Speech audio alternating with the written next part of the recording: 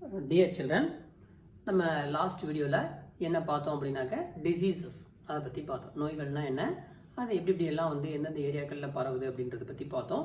So இந்த வீடியோக்களில் நோய் பரப்புவதற்கான பேரியர்ஸ், காரணிகள், ஏஜென்ட்ஸ் யாரெல்லாம் இருக்காங்க அப்படிங்கிறத பற்றி இந்த வீடியோவில் பார்க்க போகிறோம். ஸோ இதில் ஃபஸ்ட் நம்ம பார்க்கக்கூடியது பார்த்தீங்க அப்படின்னாக்க ஏர்பார்ன் டிசீசஸ், காற்றின் மூலம் பரவக்கூடிய நோய்கள். அதான் ஏர்பார்ன் டிசீசஸ் அப்படின்னு சொல்லி சொல்கிறோம்.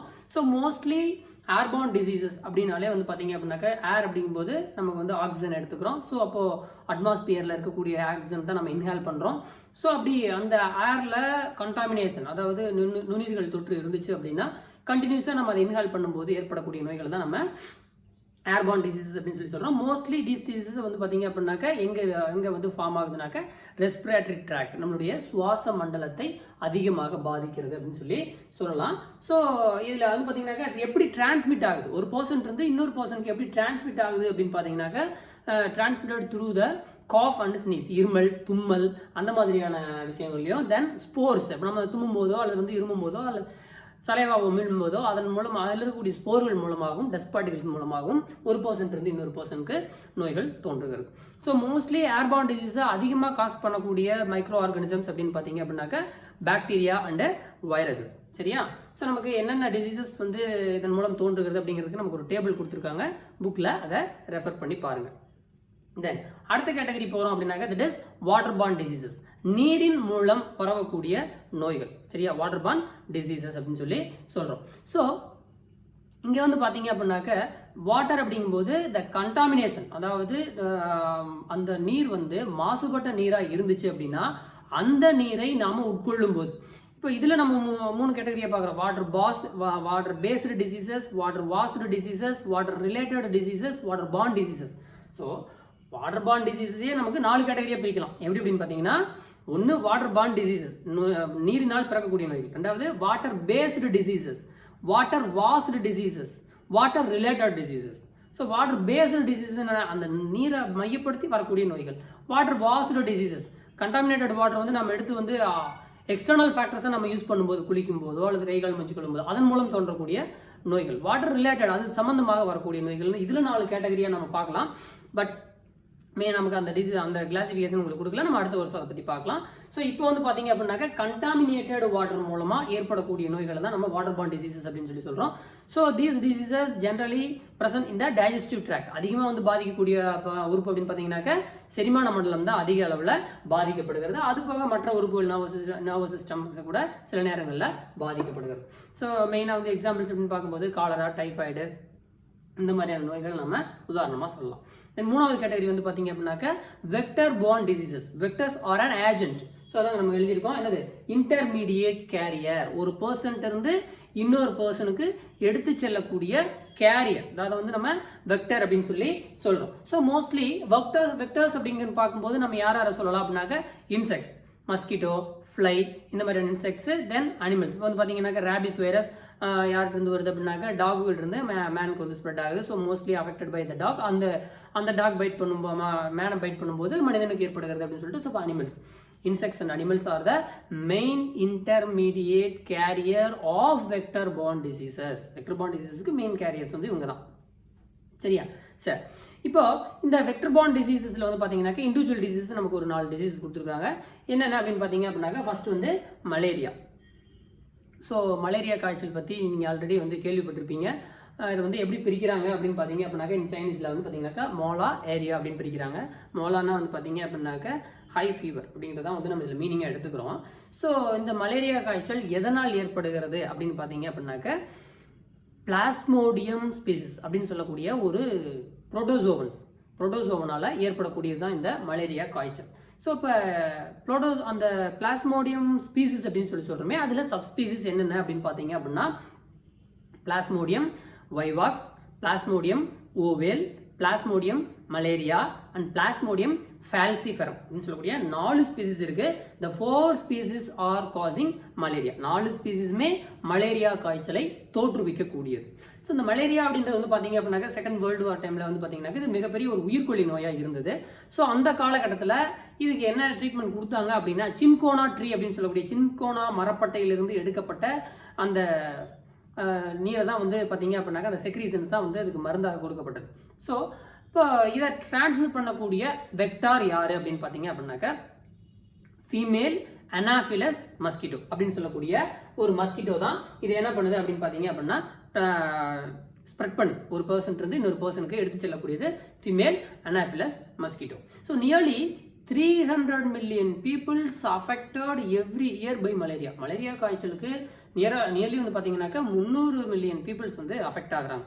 இதில் வெரி டேஞ்சரஸ் ஃபீவர் அப்படின்னு எடுத்துக்கிட்டோம் அப்படின்னாக்க எந்த ஆர்கானிசம் காஸ் பண்ணுதுன்னா பிளாஸ்மோடியம் ஃபால்சிஃபெரம் அப்படின்னு சொல்லக்கூடிய அந்த ஸ்பீசிஸ் காஸ் பண்ணக்கூடிய மலேரியா வந்து ரொம்ப பார்த்தீங்க அப்படின்னாக்க வீரியத்தன்மை அதிகமுடையது. யாருக்கு அப்படின்னாக்கா மேலிக்னன்ட் அண்ட் இன்ஃபேன்ட்ஸ், குழந்தைகளுக்கு வந்து பார்த்தீங்க ஃபேட்டலுக்கு வந்து அதிக அளவு பாதிப்பை ஏற்படுத்தக்கூடியது. சரியா? சரி, இப்போ மலேரியாவை பொறுத்த வரைக்கும் பார்த்தீங்க அப்படின்னா இந்த பிளாஸ்மோடியம் ஸ்பீசிஸ்க்கு 2 டைப் ஆஃப் லைஃப் சைக்கிள் இருக்குது. ஒன்று எரித்ரோசைட்டிக் சைக்கிள், இன்னொன்று வந்து எக்ஸோ எரித்ரோசைட்டிக் சைக்கிள். ஸோ இது வந்து பார்த்தீங்கன்னாக்க இந்த பிளாஸ்மோடியம் இஸ் அ பேரசைட், ஒரு பேரசைட், ஒரு ஒட்டுண்ணியாக இருக்குது.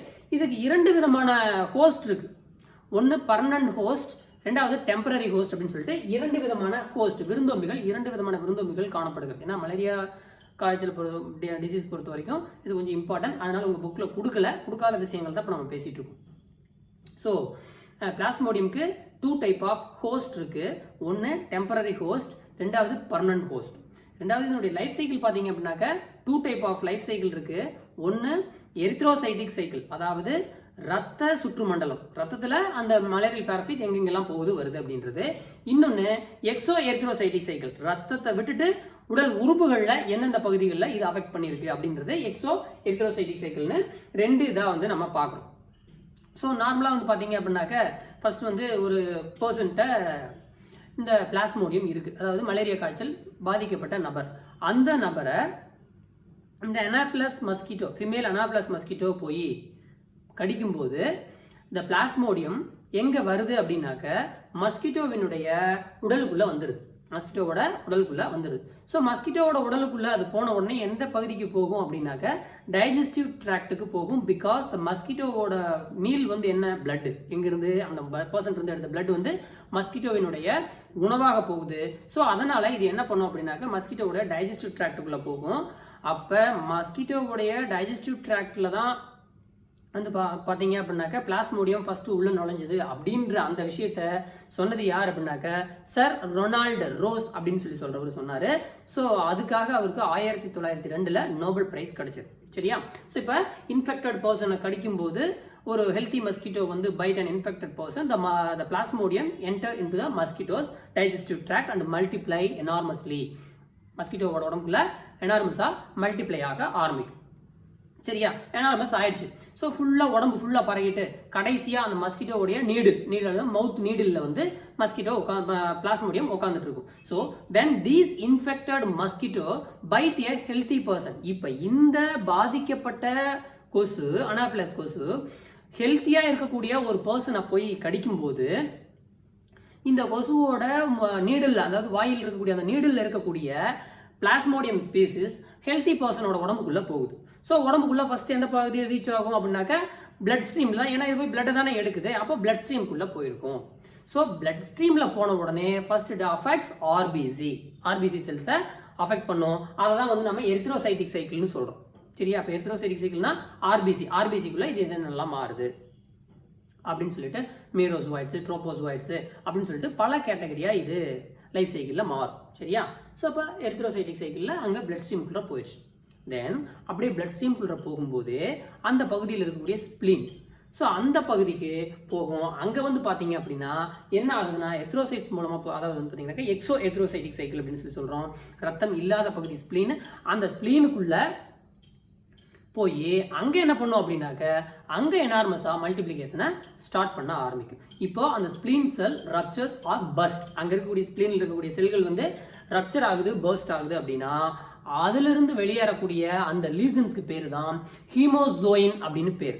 ஸோ எப்போ வந்து ஹீமோசோயின் அப்படின்னு சொல்லக்கூடிய அந்த செக்ரீசன்ஸ் வந்து செக்ரீட் ஆக ஆரம்பிக்குதோ அதுதான் நமக்கு சிம்டம்ஸ் உடைய அறிகுறி. ஸோ அப்போ ஹீமோசோயின் வந்து செக்ரீட் ஆச்சு அப்படின்னாக்க ஆட்டோமேட்டிக்காக என்ன ஆகும், ஃபீவர் வந்து நமக்கு ரைஸ் ஆக ஆரம்பிக்கும் up to the particular interval.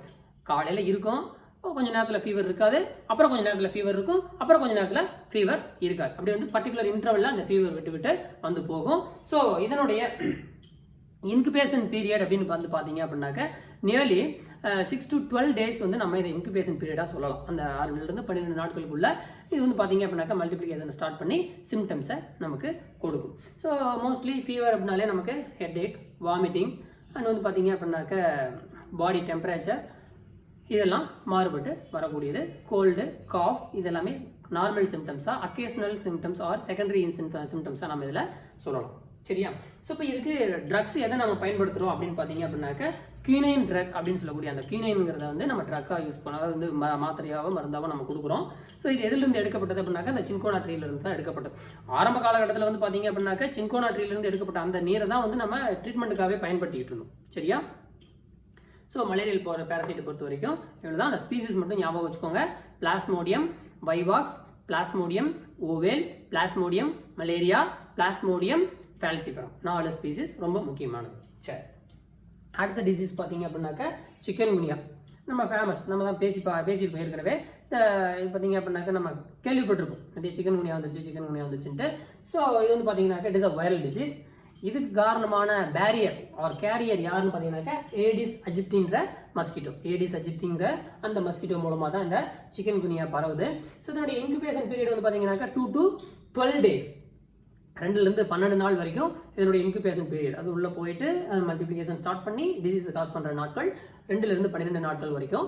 இதுக்கு நம்ம ட்ரீட்மெண்ட் அப்படின்னு வந்து பார்த்தீங்க அப்படின்னாக்கா பேராசிட்டமால் டேப்லெட் தான் வந்து நம்ம கொடுக்குறோம். ஏன்னா அது ஃபீவர், இதுவும் ஒரு டைப் ஆஃப் ஃபீவருங்கிறதுனால ஃபீவரை குறைக்கிறதுக்காக. தென் வந்து பார்த்தீங்க அப்படின்னாக்க atmosphere, a proper clean environment is very very important for curing this diseases. இந்த டிசீஸை க்யூர் பண்ணுறதுக்கு என்விரான்மெண்ட் வந்து பார்த்தீங்கன்னாக்க ரொம்ப மிக முக்கியமான ஒரு காரணியாக அமையுது. தென் இதனுடைய சிம்டம்ஸ் பார்த்தீங்க அப்படின்னா மோஸ்ட்லி எங்கே அப்படின்னு பார்க்குறோம் அப்படின்னாக்க ஜாயின்ஸ், லெக்ஸோட ஜாயின்ஸ், லெக்ஸ் லிம்ஸோடைய ஜாயின்களில் அதிகமான பெயின். தென் வந்து பார்த்தீங்கன்னாக்க வாமிட்டிங், அடுத்தது கோல்டு, ஊஃபிங் காஃபு, ஸ்னீஸு, இது எல்லாமே இதனுடைய காமன் சிம்டம்ஸ். ஃபீவருக்கு உண்டான எல்லா சிம்டம்ஸும் இதில் காமன். சரியா? அடுத்து வந்து பார்த்தீங்க அப்படின்னாக்க dengue. It is a very critical disease, one of very critical disease. அடுத்து வந்து பார்த்தீங்கன்னாக்க பிரேக் போன் டிசீஸ் அப்படின்னு சொல்கிறோம். பிரேக் போன் ஃபீவர் அப்படின்னு சொல்லுவோம். அண்டு இதையும் காஸ் பண்ணுறது யார் அப்படின்னு பார்த்தீங்கன்னாக்கா ஏடிஸ் அஜிப்டிங்கிற அந்த மஸ்கிட்டோ தான். இன்குபேஷன் பீரியட் அப்படிங்கும்போது 5 to 6 days வந்து நமக்கு இதனுடைய இன்குபேஷன் பீரியடாக இருக்குது. இதற்கும் மருந்து என்ன அப்படின்னு பார்த்தீங்கன்னா பேராசிட்டமால் மருந்து தான் நம்ம கொடுக்குறோம். ஏன்னா இதுவும் one type of fever.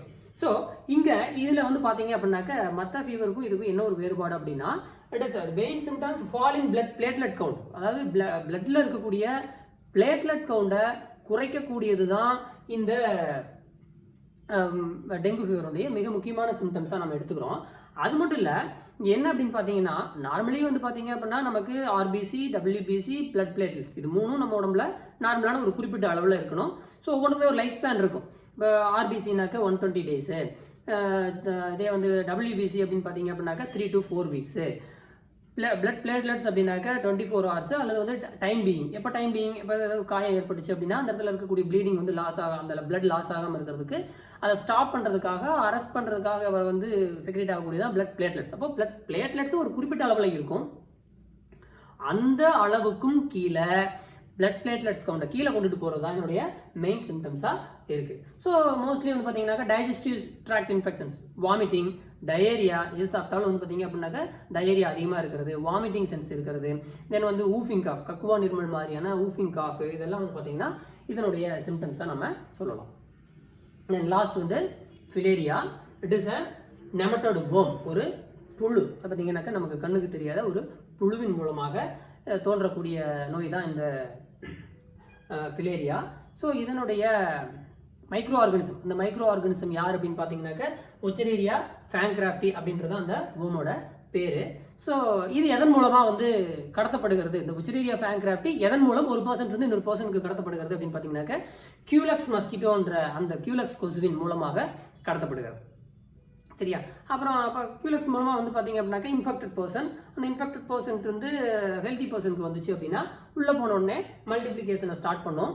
Incubation period அப்படின்னு பார்த்தீங்கன்னாக்க 8 to 16 months, 8லிருந்து 16 மாதம் வரைக்கும் இது என்ன பண்ணும் அப்படின்னாக்கா உள்ள தன்னோட மல்டிப்ளிகேஷனை ஸ்டார்ட் பண்ணிக்கிட்டே இருக்கும், பெருகிக்கிட்டே இருக்கும். ஸோ இதனுடைய அந்த சிம்டம்ஸ், அந்த நோய்க்கு பேர் வந்து பார்த்தீங்கன்னாக்கா எலிஃபென்டையாசிஸ் அப்படின்னு சொல்லி சொல்கிறோம். ஸோ எலிஃபென்டையாசிஸ் அப்படின்னா தமிழில் யானைக்கால் நோய். ஸோ பார்த்தீங்க அப்படின்னா நார்மலாக வந்து இன்ஃபெக்டட் பர்சன் என்ன இருக்கும், கால் வந்து ரொம்ப பெருசாக ஆரம்பிச்சிடும். கால் லெக்ஸ் வந்து பார்த்தீங்கன்னாக்கா ரொம்ப பெருசாக வந்து உள்ள அந்த லெக்கில் இருக்கக்கூடிய செல்ஸ் வந்து ஒவ்வொரு செல்ஸுமே என்ன பண்ணிக்கும் அப்படின்னா காற்றை உள்வாங்கி கொள்கிறது. மீண்டும் அந்த காற்றை வந்து என்ன பண்ணுறது இல்லைனாக்கா வெளியில் அனுப்புவது இல்லை. ஏன் வெளியில் அனுப்புறது இல்லை அப்படின்னா ஒவ்வொரு செல்ஸுக்குள்ளேயும் இந்த வேர்ம் வந்து உள்ளே போய் ஆக்குபை பண்ணுது. ஸோ காற்றை உறிஞ்சிக்குது, திருப்பி வந்து அனுப்புறதுக்கு விடுறது இல்லை. அதனால தான் பார்த்தீங்க அப்படின்னா பாதிக்கப்பட்ட நபருடைய கால் வந்து ரொம்ப பெருசாக தூண் மாதிரியான ஒரு அமைப்பில் இருக்கும். அப்போ நமக்கு ஒன்றே ஃபீல் பண்ணுவோம், ஐயோ இவ்வளோ பெரிய காலா, வெயிட்டாக இருக்காதா அப்படின்னா வெயிட் இல்லை. பிகாஸ் அந்த இடத்துல காற்று மட்டுமே நிரப்பப்பட்டிருக்கு. அந்த காலுடைய சைஸ் தான் நமக்கு பெருசாக தெரியுமே ஒழிய என்ன தெரியாது அப்படின்னாக்கா அதில் இருக்குது வெயிட் இருக்குது அப்படின்னு சொல்லி நமக்கு தெரிவது இல்லை. மெயின் சிம்டம்ஸே வந்து பார்த்தீங்க அப்படின்னா எலிஃபென்டையாசிஸ் தான், யானைக்கால் நோய் தான் இதனுடைய மிக முக்கியமான ஒரு சிம்டம்ஸ். சரி, இப்போ இண்டிவிஜுவல் டிசீசஸ் பற்றி பார்த்தோம். எப்படி கண்ட்ரோல் பண்ணுறது, how to prevention and control, ப்ரிவென்ஷனை எப்படி தடுக்கிறது அல்லது வந்து எப்படி கட்டுப்படுத்துறது அப்படின்றத சொல்லி பார்க்கணும். பாதுகாப்பு மற்றும் தடுப்பு முறைகள் என்னென்ன அப்படின்றது தான் ப்ரிவென்ஷன் அண்ட் கண்ட்ரோலில் பார்க்கணும். இப்போ மிக முக்கியமான பேரியர் அப்படின்னாலே நமக்கு மஸ்கிட்டோ தான் அப்படின்னு தெரிஞ்சு போச்சு. இப்போ மஸ்கிட்டோனா என்ன பண்ணுறது, மஸ்கிட்டோவை எப்படி கண்ட்ரோல் பண்ணுறது? ஒரு படத்தில் வடிவேல் சொல்கிற மாதிரி கொசு முட்டையில் எல்லாம் எடுத்து ஆம்லெட் போட்டு சாப்பிடலாமா அப்படின்னா அப்படிலாம் பண்ணுறதுக்கு வாய்ப்புகள் இல்லை. ஸோ நம்ம என்ன பண்ணலாம், கொசு கடிக்காமல் இருக்கிறதுக்கு என்னென்ன வழிமுறைகளை நம்ம கடைபிடிக்கலாமோ அதையெல்லாம் பண்ணலாம். Mosquito nets, mosquito screens, mosquito repellents, ailments இதையெல்லாம் நம்ம உடம்புல நம்ம பயன்படுத்திக்க முடியும். அடுத்தது ஸ்டாக்னன்ட் வாட்டர். மஸ்கிட்டோ எங்கே வந்து அதிகமாக வந்து உற்பத்தி ஆகுது அப்படின்னாக்கா தேங்கி இருக்கக்கூடிய நீரில் வந்து மஸ்கிட்டோ வந்து அதிகமாக உற்பத்தி ஆகுது. ஸோ அப்போ ஸ்டாக்னன்ட் வாட்டரை நம்ம தேங்காமல் வந்து அதை எடுத்து விடுறதுக்கான முயற்சிகளை பார்க்கணும். ரெண்டாவது elimination of breeding places. Breeding பிளேசஸ்னா எந்த பகுதியில் அதனுடைய முட்டைகள் இட்டு குஞ்சுகள் அதனுடைய லார்வாக்கள் வெளிவருகிறதோ அந்த லார்வா ஸ்டேஜ்லேயே நம்ம அழிச்சிட்டோம் அப்படின்னா ஸோ அங்கேருந்து மஸ்கிட்டோஸ் உற்பத்தி வந்து தடுக்கப்படுகிறது. தென் அதுக்கடுத்து வந்து பார்த்தீங்க அப்படின்னாக்க ஆயின்மெண்ட்ஸ் நிறையா வந்து பார்த்தீங்க அப்படின்னாக்க எக்ஸ்டர்னல் ஆயின்மெண்ட்ஸ் வந்து பார்த்தீங்கன்னா நம்ம போடலாம். நிறைய ஆயின்மெண்ட்ஸ் இருக்குது. அப்புறம் மஸ்கிட்டோ நெட்ஸ் நிறையா வந்து யூஸ் பண்ணலாம். மிக முக்கியமாக வந்து பார்த்தீங்க அப்படின்னாக்க ஸ்ப்ரேயிங் இன்செக்டிசைட்ஸ் வந்து பார்த்தீங்கன்னா மஸ்கிட்டோ தோன்றக்கூடிய அந்த பகுதிகளில் மஸ்கிட்டோ அழிக்கிறதுக்கு இன்செக்டிசைட்ஸ் வந்து பூச்சிக்கொல்லிகள், நுண்ணுயிர் கொல்லிகளை வந்து நம்ம அங்கே தெளிக்கலாம். தென் வந்து மிக முக்கியமாக அடுத்தது நம்ம பார்க்குறோம் அப்படின்னாக்க நம்ம சரௌண்டிங்ஸ் என்விரான்மெண்ட்டை ஹைஜீனிக்காக வச்சுக்கிறதன் மூலமாக மஸ்கிட்டோ ஸ்ப்ரெட்டை வந்து நம்மளால் ஈஸியாக கண்ட்ரோல் பண்ண முடியும். சரியா, that's all about the prevention and control. So நம்மளோட அடுத்த வீடியோ வந்து பார்த்தீங்க அப்படின்னாக்கா டிசீசஸ் டிரான்ஸ்மிட்டட் பை அனிமல்ஸ். இப்போ இன்செக்ட்ஸ் பார்த்தோம், இன்செக்ட்ஸ் மூலமாக பரவக்கூடிய நோய்களை பார்த்தோம். அடுத்தது அனிமல்ஸ் மூலமாக டிரான்ஸ்மிட் ஆகக்கூடிய நோய்களை பார்க்கணும். அடுத்த வீடியோவில் பார்க்கலாம்.